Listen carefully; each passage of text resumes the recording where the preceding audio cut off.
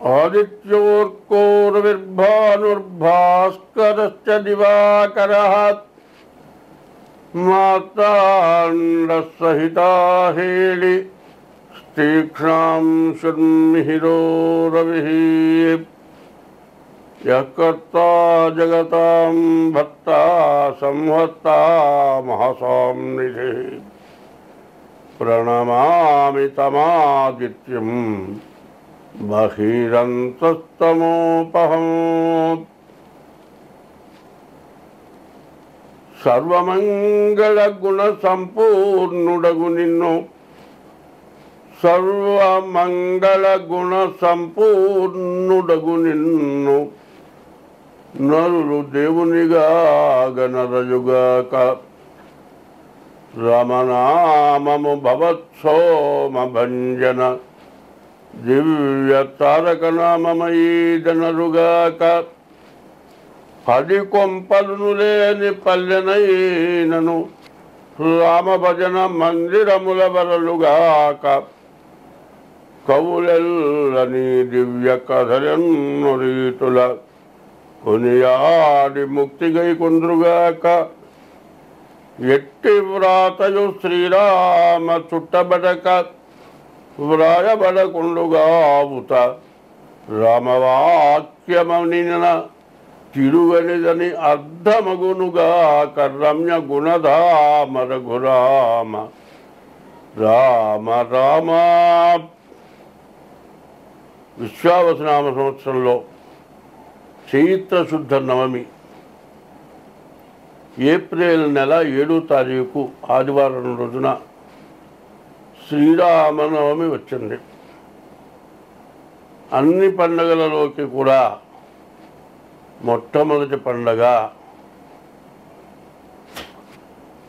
వైష్ణవ శైవ భేదం లేకుండా అందరూ పూజించేటువంటి దేవుడు రామచంద్రమూర్తి.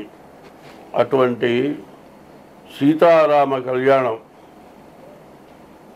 మరి ఏప్రిల్ నెల 7వ తారీఖు ఆదివారం రోజున శ్రీరామ నవమి, సీతారాముల కళ్యాణం. అయితే ఈయన ఎవరు? సూర్యవంశ పుత్రుడు. సూర్యవంశం నుంచి పుట్టినవాడు రామచంద్రమూర్తి. మరి ఆదివారం కూడా సూర్యుడికి ప్రీతి అయినటువంటి రోజు. సూర్యవంశస్థుడు రామచంద్రమూర్తి. సూర్యవంశాన్ని నిలబెట్టినటువంటి వాడు రాముడు, ఇనకుల సోముడు. మరి భగవానుడు అనగా దేవుడు అనేటువంటి వాడు ఎటువంటి వాడు అని ఆయన అందరికీ తెలియపరిచినటువంటి మహానుభావుడు రామచంద్రమూర్తి. అందరూ కూడా సుఖంగా సంతోషంగా ఉండాలి అని ప్రతివాళ్ళు కోరుకుంటారు. ప్రతివాళ్ళు కూడా సుఖము సంతోషం కావాలని కోరుకుంటారు, కానీ దుఃఖము కష్టం రావాలి మాత్రం ఎవరు కోరుకోరు. దుఃఖము కష్టము ఎందుకు వస్తుంది, సుఖము సంతోషం ఎందుకు వస్తుందో చెప్తా. సుఖము సంతోషం ఎందుకు వస్తుందంటే, పుణ్యం చేస్తే, దేవుణ్ణి పూజిస్తే, ఎవరికి అపకారం చేయకుండా సత్యధర్మాల కట్టుబడి ఉంటే వాళ్ళు సంతోషం ఆనందం ఇక్కడే, స్వర్గం తర్వాత కూడా స్వర్గమే. కానీ స్వర్గం కావాలి, సుఖం కావాలి, సంతోషం కావాలి, కానీ నరకం కావాలి, దుఃఖం కావాలి, యమలోకానికి పోవాలి అని కోరుకునేవాళ్ళు మాత్రం ఎవ్వరు ఉండరు. అందరికీ సుఖం కావాలి, సంతోషం కావాలి, ఆనందం కావాలి, మోక్షానికి పోవాలి. కానీ మరి నరకానికి పోవాలా, మోక్షానికి పోవాలా అనేది ప్రతి వాళ్ళు ఆలోచిస్తే, ఎంతమందిని అడిగినా నేను సుఖంగా ఉండాలి, సంతోషంగా ఉండాలి, మోక్షానికి పోవాలంటాడు. కానీ నేను పాపం చేయాలి, పాపం వల్ల నరకానికి పోవాలి, యమలోకానికి పోవాలి, నరకం అనుభవించాలి అనేవాళ్ళు 100 మందిలో ఒక్కరు కూడా దొరకరు. కానీ ఈ 100 మందిలో ఎవరైనా సరే ధర్మంగా బతకాలి, అధర్మం చేయకూడదు, సంతోషంగా ఉండాలి అంటే అందరికీ మేలు చేయాలి, ఈ జీవరాశికి అపకారం చేయకుండా ఉండాలి అని ఎప్పుడూ సత్యధర్మాలు కట్టుబడాలి అని పైకంటారు. కానీ ఆ పనులు అందరూ చేయరు. ఒకవేళ ఏదైనా పొరపాటున మంచి పనులు చేస్తే నేను ఇంత గొప్ప పని చేశానని 1000 మంది చెప్పుకుంటాడు. పాపం చేశాడనుకోండి, ఈ పాపం నేను చేశాను అని ఎవరికి కూడా చెప్పుకోడు. పాపం దాచిపెట్టుకుంటాడు, అది బ్యాంకీలో వేసిన డబ్బుల్లాగా వడ్డీతో సహా పెరుగుతూ ఉంటుంది. పుణ్యం చేశాడనుకోండి, అబ్బో నేను ఇంత గొప్ప పని చేశానని అందరికీ చెప్పుకుంటూ ఉంటాడు. కానీ ఆ పుణ్యం ఖర్చు అయిపోతుంది. పాపం దాచిపెట్టుకొని వడ్డీతో సహా పెంచుకొని నరకానికి పోతాడు. సరే, మనం నరకానికి పోవాలా మోక్షానికి పోవాలా అనేది విద్య వల్ల కాదు వచ్చేది, మరి భక్తి వల్ల కాదు వచ్చేది, మానవుడి ప్రవర్తన వల్ల వస్తుంది. ఒక ఊళ్ళో ముసలమ్మ ఉంది. ఆ ముసలమ్మ మనవరాలు కావుంది. ఆ మనవరాలు ఆ ముసలమ్మకి సేవ చేస్తూ ఉంటుంది. ఆ ముసలమ్మ కొడుకు కానీ, కోడలు కానీ, కూతురు కానీ, అల్లుడు కానీ ఎవరు లేరు. ఆ చిన్న మనవరాలు పెట్టుకొని ఆమె జీవితం గడుపుతోంది. ఆ మనవరాలు రోడ్డు మీద పోయి, అమ్మ ఎవరో చచ్చిపోయినారే అన్నదిట. ఇవన్నీ ఏమే నరకానికి పోయినారా మోక్షానికి పోయినాడే అన్నదిట. ఏమో నాకు తెలియదమ్మా అంటే పోయినా అడిగమ్మంది. పోయి చూస్తే అన్నట్ట, అమ్మో ఎంతో పుణ్యాత్మురాలమ్మా, ఈమె ఎవరు వచ్చినా ఎవరికి అవసరమైనా తన చేతనైన పని చేస్తుంది. ఎవరు తినలేదంటే తను మానుకోనైనా ఒకళ్ళు పెడుతుంది. ఇట్లాంటి మనిషి ఇంకా దొరకదు కదా అని అందరూ బాధపడ్డారట.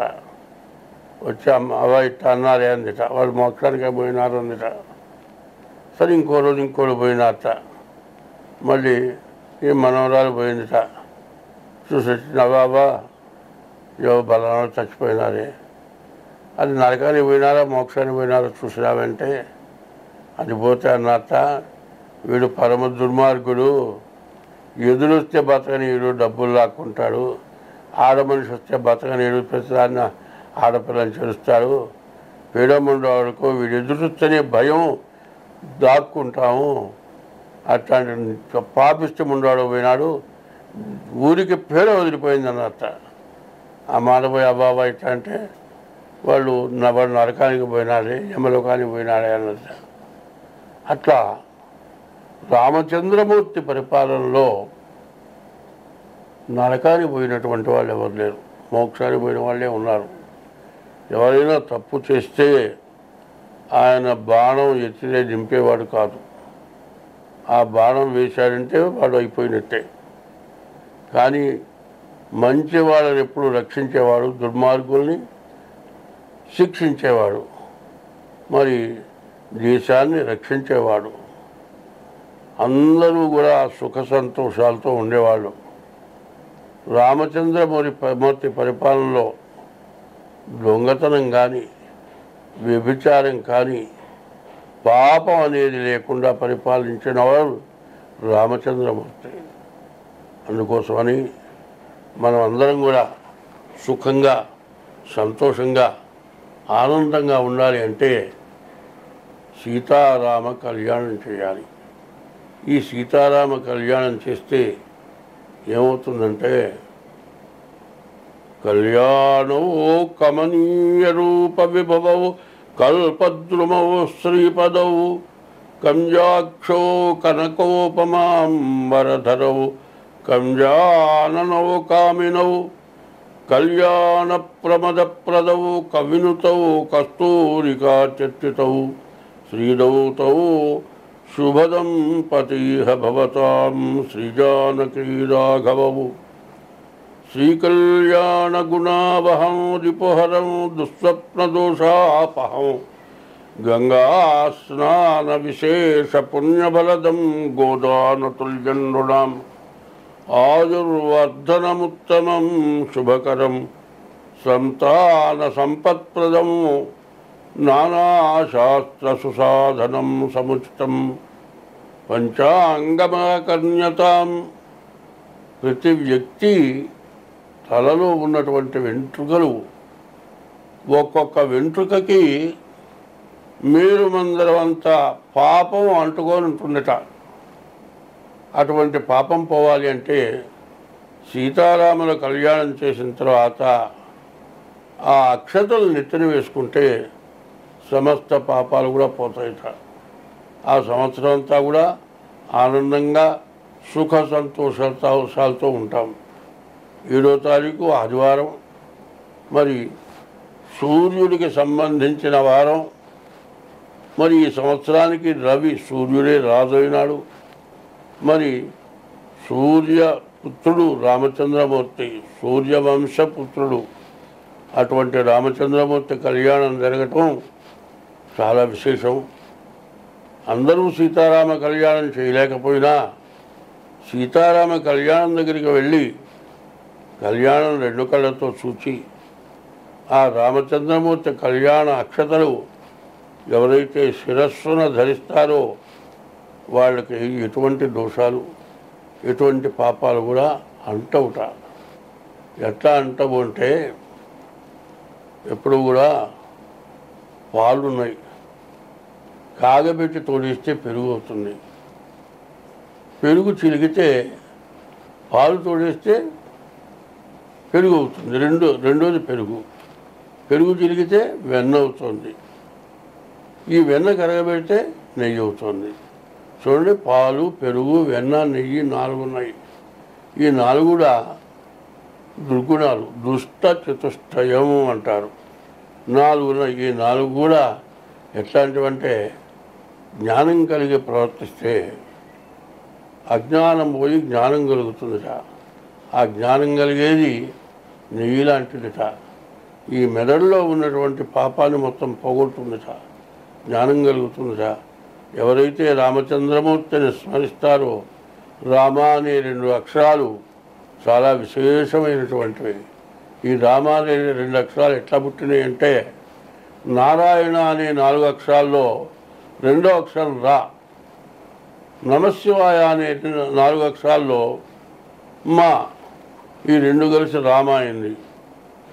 రాముడు శివుడు కలిసి ఇద్దరిని కలిపి ఒక పేరుగా నిర్ణయించారు ఋషులు, రామ అని. అటువంటి రామచంద్రమూర్తి యొక్క స్మరణ చాలా విశేషమైంది. మరి శ్రీరామనవమి రోజున అందరూ కూడా సీతారామ కళ్యాణం దర్శించి మరి తప్పనిసరిగా ఆ రామచంద్రమూర్తి ఆశీస్సులు పొంది ఎటువంటి సుఖ దుఃఖాలకు కూడా లోను కాకుండా, ఎటువంటి సుఖం వచ్చినా, దుఃఖం వచ్చినా, కష్టం వచ్చినా అన్నిటినీ భరించి ఆ రామచంద్రమూర్తిని ఎప్పుడైతే 24 గంటలు ఎవరైతే స్మరిస్తారో వాళ్ళకి ఎటువంటి కష్టాలు కూడా అంటవుట. తామరాకు మీద ఒక నీటి బొట్టు గనక వేస్తే ఆ తామరాకు మీద ఆ నీటి బొట్టు తామరాకుకి అంటకుండా దొర్లి బంతిలాగా వెళ్ళిపోతుంది. ఎవరైతే ఈ రామచంద్రమూర్తిని ఎప్పుడూ స్మరిస్తూ ఉంటారో, ఓం నమో భగవతే నారాయణాయ అనేది నారాయణ మంత్రం, శ్రీరామశరణం మమ అష్టాక్షరీ మంత్రం. మరి శ్రీరామ జయ రామ జయ జయ రామ, ఓ రామ ఓంకార రామ, హరే రామ రామ రామ హరే హరే, హరే కృష్ణ కృష్ణ కృష్ణ హరే హరే. ఇది 16 నామాలు. ఇది 16 నామాని కలి కల్మషనాశనం అని.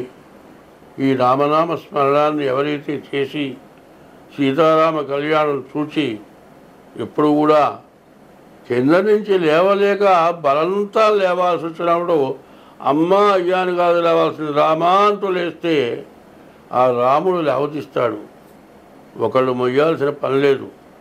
మన కష్టాలన్నీ కూడా మోసేటువంటి వాడు రామచంద్రమూర్తి. ఆ రామచంద్రమూర్తిని స్మరిస్తూ బాగా ఊదర శరీరం నాలాంటి ఊదర శరీరం ఉంది. బలవంతాలు లేచేటప్పుడు గట్టిగా లేవాలి అంటే రామా అంటే లేస్తే రామచంద్రమూర్తి లేవతీస్తాడు. కాబట్టి అటువంటి రామచంద్రమూర్తిని స్మరిస్తూ రామచంద్రమూర్తి కళ్యాణం చూచి అందరూ కూడా సుఖ సంతోషాలతో ఉండాలి అని స్వస్తి. ఏప్రిల్ నెల 2025 సంవత్సరం ఏప్రిల్ నెల 1వ తారీఖు నుండి 30వ తారీఖు వరకు మేషరాశి ఫలితాలు చెప్పుకుందాం. మేష రాశి యొక్క ఫలితాలు. ఈ మేషరాశికి కుజుడు అధిపతి 3వ ఉన్నాడు, చాలా మంచి మేలు చేస్తాడు. గురువు 2వ ఉన్నాడు, ధనాధిపతి, చాలా మేలు చేస్తాడు. తర్వాత 6వ కేతు ఉన్నాడు, మంచి జ్ఞానం కలుగజేస్తాడు. 12వ శుక్రుడు ఉన్నాడు. ఈ శుక్రుడు వల్ల వివాహాది శుభకార్యాలన్నీ కూడా బాగా జరుగుతాయి. కాబట్టి 4 గ్రహాలు మాత్రం బాగున్నాయి. బాగున్నటువంటి గ్రహాలు రవి, బుధుడు, శని, రాహువు. ఈ గ్రహాలు 4 గ్రహాలు బాగాలేవు.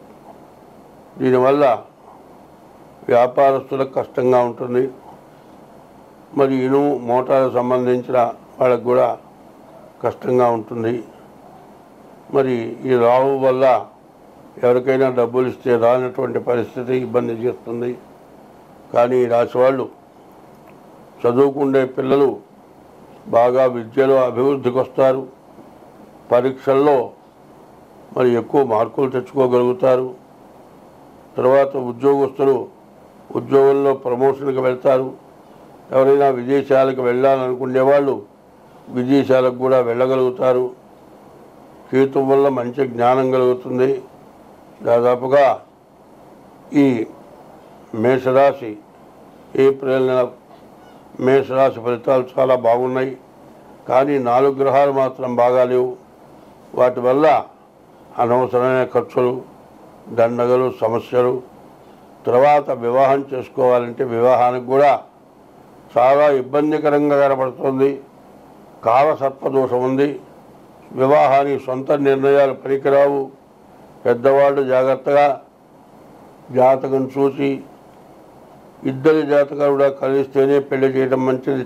కాకుండా ఏమాత్రం తేడా వచ్చినా చాలా కష్టాల్లో ఇరుక్కుంటారు, చాలా ఇబ్బందులు పడతారు. స్వస్తి.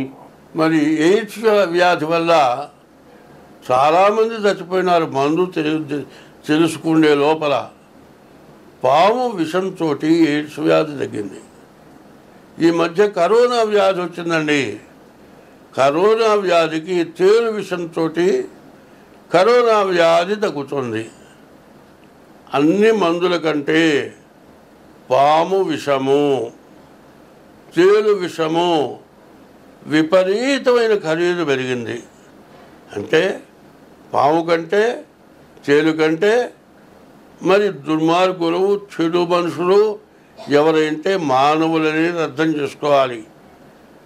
మన యొక్క శరీరంలో ఏ భాగమైనా పాముకు కానీ తేలుకు కానీ ఉపయోగపడుతుందా? ఉపయోగపడదు. ఎందుకంటే శాస్త్రం ఉంది, శివుల ఆజ్ఞ లేనిదే చీవైనా కుట్టదట.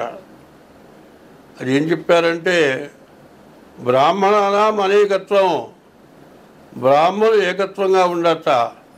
సర్పాణం అది నిద్రయోహో, సర్పాలు 23 గంటలు నిద్రపోతాయి.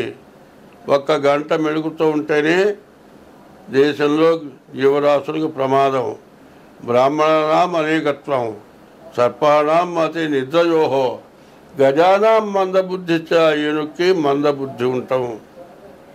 త్రిభి లోకోపకారక. ఈ 3 గ్రహాలు 3 జీవరాశుల వల్ల లోకానికి ఉపకారం జరుగుతుందని చెప్పుంది. ఎందుకంటే అక్కడ మాట్లాడారు, అక్కడ బయట మరి ఈ 3 రకాల ఇబ్బందులు కూడా రాకుండా దేవుడు జన్మనిచ్చి పుట్టించాడు. మరి ఇప్పుడు మానవుడి వల్లే దేశం నాశనం అయిపోతుంది. ఎట్లా దేశం నాశనం అయిపోతుందంటే ఒకటి చెబుతా, గుర్తుపెట్టుకోండి. మరి రష్యా ఉంది, రష్యాలో ఉన్న భాగమే ఉక్రెయిన్. ఉక్రెయిన్ రష్యా అన్నదమ్ముల్లాగా విడబడ్డాయి. వాళ్ళలో ఏదో కాస్త భాగ పంపిణీలో తేడా వచ్చినాయి. ఉంటే వాళ్ళు సర్దుకుంటారని మిగతా దేశాలని కలిసి ప్రోద్బలం చేసి యుద్ధంలో ఉక్రెయిన్ అమెరికా మొత్తం నాశనమైన దాకా, కొట్టుకున్నదాకా చిన్న చిన్న దేశాలని కూడా ప్రోద్బలం చేసి ఉక్రెయిన్ని రష్యాని ఎందుకు పనికిరాని స్థితికి తీసుకొచ్చినాయి. ఇప్పుడున్న పరిస్థితి ఎట్లా ఉందంటే మనకంటే తక్కువ వాళ్ళని చూసి మనం బాగున్నామని సంతోషపడే పరిస్థితి లేదు. మనకంటే గొప్ప వాళ్ళని చూసి వాడిలాగా ఎట్లా పైకి వస్తామని దురాశ బాగా పెరిగింది. పైన ఇంకోటి ఏంటంటే భారతదేశం ఇదివరకంటే బాగా పైకి వస్తుంది. అమెరికా రష్యా మీద కూడా అధికారం చూపించే స్థితికి ఇండియా వస్తుంది. కాబట్టి ఇండియాని ఎట్లా నాశనం చేయాలి, నిన్నదాకా కొట్టుకున్న అమెరికా రష్యా కూడా ఏకమై ఇండియాని పాడు చేస్తుందేమో నేను చెప్పలేను. ప్రపంచ యుద్ధం వస్తుందేమో చెప్పలేము. కాబట్టి భారతదేశం ఎప్పుడూ కూడా సామరస్యమైనటువంటి పరిపాలన చేసిన దేశం, స్నేహహస్తాన్ని చూపించిన దేశం. విదేశాలకు స్నేహస్తం చూపిస్తే మన దేశంలో మనం కొట్టులాడుకుంటున్నాం. కాబట్టి ఇటువంటి పరిస్థితులు రాకుండా ఉండాలి. ఎందుకంటే వివరంగా చెప్పేది ఏంటంటే 2027 వరకు కూడా నవనాయకులు సరిగా లేరు. పాపగ్రహాల పరిపాలన ఎక్కువగా ఉంది. అట్లాగే కేంద్రంలో పాప సంబంధమైన వ్యక్తుల పరిపాలన, రాష్ట్రంలో పాప సంబంధమైన వ్యక్తుల పరిపాలన, అధికార పక్షంలో ఒకళ్ళకొకళ్ళకి పేచి. మరి కేంద్రంలో అంతే, రాష్ట్రంలో అధికార పక్షంలో కూడా ఒకళ్ళకొకళ్ళకి పేచి. దీన్ని ఆసరా తీసుకొని మరి అధికార పక్షం కాకుండా ప్రతిపక్షం తగాదాలు పెరుగుతున్నాయి. సరే, అట్లా ఉంచితే మరి ఉద్యోగస్తులు ఉన్నారు. ఈ ఉద్యోగస్తులంతా కూడా అధికార పక్షానికి సహకరించే లక్షణం ఉంది. వాళ్ళకి వీళ్ళకి తేడాలు వస్తున్నాయి. మరి జనంలోకి వచ్చేప్పటికల్లా భార్యాభర్తల్లో కూడా తగాదాలు పెరుగుతున్నాయి. తండ్రికి కొడుకు అన్నం తింటాను ఒక బొచ్చ తెచ్చిచ్చాట. వాడు ఆ బొచ్చ కడుక్కొని ఆ బొచ్చలో అన్నం పెట్టుకుని తినాలట. ఒక బొచ్చకు మనవడు తెచ్చాట. మనవడు తెచ్చి తండ్రి చూశాట, అరే నాయన ఎందుకురా ఈ బొచ్చ తెచ్చావు అన్నట్ట. నాన్న, తాతయ్యకి 100 సంవత్సరాలు వచ్చినాయి, బొచ్చ కూడా 100 సంవత్సరాలు వచ్చినాయి. ఆ బొచ్చ పాడైపోతే మరి తాతయ్య చచ్చిపోయిన తర్వాత నీకు బొచ్చ ఇవ్వాలి కదా, ముందుగా నీకోసం బొచ్చ తయారు చేశానా నాన్న అన్నట్ట. తాతల నాటి బొచ్చ తరతరా నాన్న అన్నారు. అట్లాగే ఈ ద్వేషం అనేది విపరీతంగా పెరిగిపోయి మరి భార్యాభర్తల మధ్య, తండ్రి కొడుకుల మధ్య, తల్లి కూతుళ్ళ మధ్య, అత్త కోడల మధ్య, మామ అల్లుళ్ళ మధ్య, కేంద్ర ప్రభుత్వంలో రాష్ట్రపతి, ప్రధానమంత్రి మిగతా మంత్రులు, ఇట్లా రకరకాలైనటువంటి వైరాలు పెరిగి దేశంలో సంపదంతా పోగొట్టుకొని, దేశం ఇదివరకే మరి ఇంగ్లీష్ వాళ్ళ టైంలో శాంతం కోల్పోయినాం, మళ్ళీ కొద్దిగా క్రోడీకరించుకున్నాం, కొంచెం బాగుపడ్డాం. దానికోసము పరిపాలకులకి ఉద్యోగస్తులకి ప్రజలు అందరూ కూడా సహకరించుకొని ప్రపంచ యుద్ధం రాకుండా కాపాడుకోవటానికి అందరం కూడా సహకరించాలి అని ప్రత్యేకించి ఈ మీనరాశిలో చెప్పాల్సి వస్తుంది. స్వస్తి.